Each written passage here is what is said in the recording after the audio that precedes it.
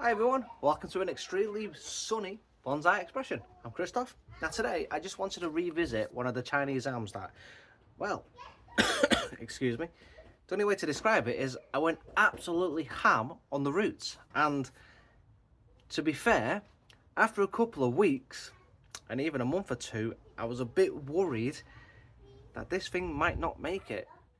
Now, I always go ham on these and I've never had too much of an issue, but this one just struggled and struggled and struggled up until recently.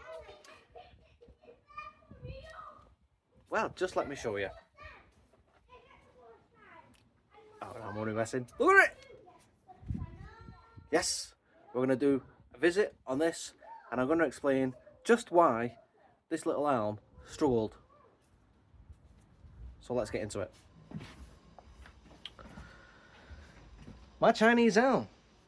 Let's talk about it. So, it looks fantastic so far. Check it out. A couple of the old leaves just dying off there. Let's get rid of those. But on the whole, what a fantastic job we've done. That root surgery, and it was root surgery, has paid off an absolute treat. Just look at it.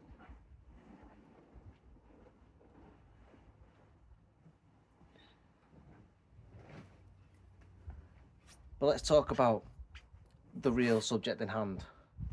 Why has it took it so long for it to finally get some growth on? Why have I not revisited and let you know?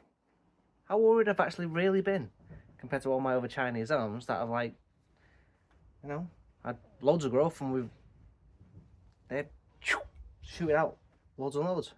In fact, let me just show you. I've got one right next to me here.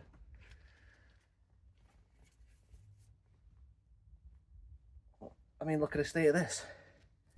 This has got some serious growth compared to that. That's already been cut twice over.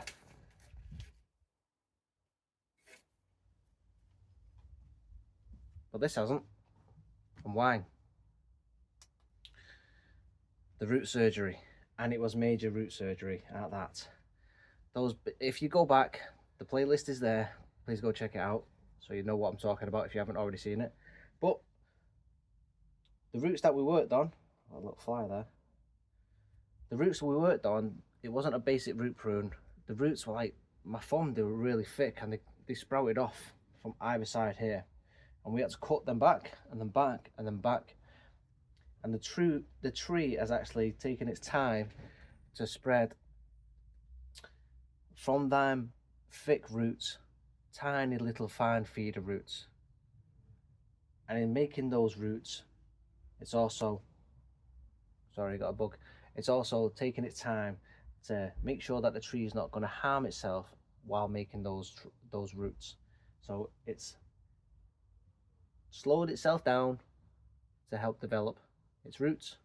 So it hasn't pushed any growth, it's just maintained and lost any excess growth it didn't need to help balance. It's like a yin and yang sort of approach with trees. The roots, healthy top, healthy roots. It works in a cycle. It's very minimalist roots that we had because the roots were so fat. We took a massive amount off. We left it with only very minor roots in the middle section, just down here. For the outer sides, they were brought right back in. We had nothing on the rear. If you remember, we put an absolute load of rooting hormone to try and help develop and engage the root growth at the back. And I'm saying that's well and truly done, at least in terms of root growth. I'm not saying it's developed in the correct places because I can't confirm that until we repot that later on in life. But root growth is well and truly established, because if I look under, and I don't know if you can see on camera without me, but just at the bottom here, I hope you can see I've actually got a little root poking its way out. So the root growth has gone wild. The tree has gone overtime producing all these roots. I mean, it's needed to keep itself surviving. and survive. It has done. So I just wanted to show you where the tree is up to. It's only the last month it's put on fresh growth. It's clung on to all its original growth throughout the growing season. It's the position I've left it in, just in case you were wondering. I mean, obviously you are wondering because you're following the story of where we've done and how we're up to it. So once I did all the root pruning, well, wasn't root pruning, it was root surgery. Once we did all the major surgery of the roots, we kept it in one of my polytunnels just towards the front of the polytunnel, so it's got plenty of air circulation around it. It doesn't get too much heat, but it gets plenty of water. Obviously when we water it, it gets plenty of air circulation. The heat can dissipate as well at the front. Nice bit of breeze. Optimize them conditions for the tree to establish and do its thing. The only thing I have done is obviously where the growth is put out in big clusters in each section. Recently, as in yesterday, I've just gone in and pinched out sections I don't need because I had growth in loads like extra areas here and it was just too much. So now the tree can continue to grow for the next 4 to 6 weeks in the last bit of the growing season before it then starts shutting down for winter. But I'm really happy about how this tree is developed, or developing. So now the tree's fully on board with surviving.